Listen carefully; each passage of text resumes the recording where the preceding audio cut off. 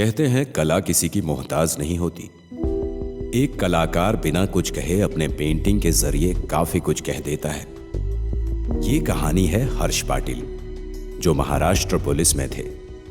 इनके घर में इनकी वाइफ और एक 9 साल की बेटी थी। कुछ ही टाइम पहले पाटिल साहब का तबादला एमपी के एक गांव में हुआ। पाटिल साहब का घर पुलिस चौकी से थोड़ा सा दूर था, इसलिए पाटिल साहब घर से जल्दी निकल जाते थे। घर काफी बड़ा था, इसलिए पाटिल साहब की वाइफ निशा ने बबलू नाम के एक लड़के को कामकाज के लिए रखा था। रोजाना की तरह पाटिल साहब ब्रेकफास्ट करके घर से निकल गए। निशा और बबलू किचन में काम कर रहे थे और रीना हॉल में खेल रही थी। अचानक रीना खेलते खेलते स्टोर रूम में चली गई। काफी देर तक रीना की कोई आवाज नहीं आई तो निशा उसे देखने बाहर आई तो पता चला कि रीना स्टोर रूम में खेल रही है। निशा स्टोर रूम में गई तो देखा कि रीना पेंटिंग बना रही है, इसलिए निशा ने उसे डिस्टर्ब नहीं किया और वो वापस काम में लग गई। रात को खाने के टेबल पर रीना ने अपनी पेंटिंग सबको दिखाई। पेंटिंग देखकर सब काफी डर गए। पेंटिंग में एक बच्ची है जिसका आधा चेहरा जला हुआ है। एक आंख सफेद कलर की है और दूसरी आंख से खून बह रहा है। निशा ने तुरंत उस पेंटिंग को रीना से लेकर फाड़ दी। दूसरे दिन फिर वही हुआ। रीना ने फिर से वही पेंटिंग बनाई और खाने के टेबल पर सबको दिखाई। निशा ने जैसे ही उस पेंटिंग को फाड़ने के लिए हाथ आगे बढ़ाया तो रीना जोर से चिल्लाई और एक हाथ से उसने डाइनिंग टेबल को उठा दिया और अचानक वो पेंटिंग भी हवा में उड़ने लगी। वो नजारा देख सबके पैरों तले जमीन खिसक गई। लाइट्स ऑन ऑफ होने लगी, फोन की घंटियां बजने लगी। निशा का रो रो के बुरा हाल था। थोड़ी ही देर में सब शांत हो गया, मानो कुछ हुआ ही ना हो। पेंटिंग भी कहीं गुम हो गई थी और सब सोने चले गए। लेकिन रात के करीब 3 बजे रीना अपने बिस्तर से गायब थी। पूरा घर देखने पर भी रीना कहीं नहीं मिली। फिर पाटिल साहब और निशा दोनों स्टोर रूम में गए। ये पहली बार था जब पाटिल साहब स्टोर रूम में गए थे।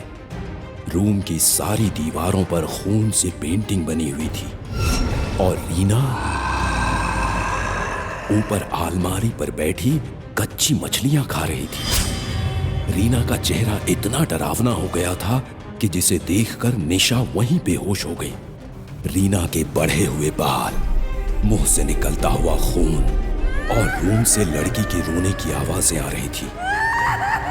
पाटिल साहब ने तुरंत बबलू को पड़ोस के पंडित को बुलाने के लिए भेजा। थोड़ी ही देर में पंडित भी वहां आ गए।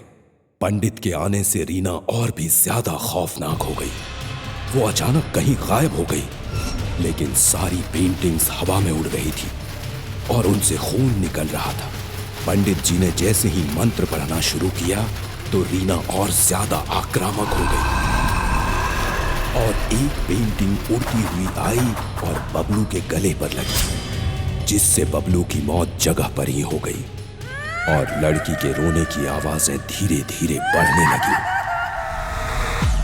पंडित के मंत्रों की शक्तियों से रीना थोड़ी शांत हुई। पंडित जी ने बीच में एक घेरा बनाया और मंत्रों से रीना को घेरे में खड़ा कर दिया। पंडित जी ने पूछा कि वो चाहती क्या है और रीना के शरीर में क्यों आई है, जिस पर रीना ने कहा, आज से 4 साल पहले यहाँ एक फैमिली रहने आई थी। उस फैमिली में वर्मा जी और उसका बड़ा बेटा अनूप थे। वर्मा जी के वाइफ को गुजरे 10 साल हो चुके थे। उस रात काफी बारिश हो रही थी। वर्मा जी अपने दोस्तों के साथ दारू पी रहे थे और मुझे पकौड़े बनाने के लिए कहा। मैं जैसे ही पकौड़े बनाकर उनके रूम में गई तो वहाँ सब दारू पी रहे थे। बबलू भी नशे में धुत था। वर्मा जी ने मेरे साथ बदतमीजी करनी शुरू कर दी। मैंने खुद को बचाने की काफी कोशिश की, लेकिन बबलू ने रूम को लॉक कर दिया था, इसलिए मैं वहां से भाग भी नहीं सकी।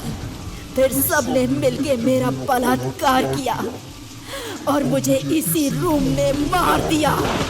इसलिए मैंने बबलू को मारा और अब सबको मार दूंगी। ये सारी बातें सुनकर पाटिल साहब ने हाथ जोड़कर कहा, मेरी बेटी को छोड़ दो। मैं तुम्हें विश्वास दिलाता हूं कि मैं सभी को कड़ी से कड़ी सजा दूंगा। काफी देर कन्विंस करने पर वो आत्मा मान गई और फिर पाटिल साहब ने सभी को पकड़ा और उन्हें सजा दी। और आज पाटिल साहब और उनकी फैमिली बड़े आराम से उसी घर में रहते हैं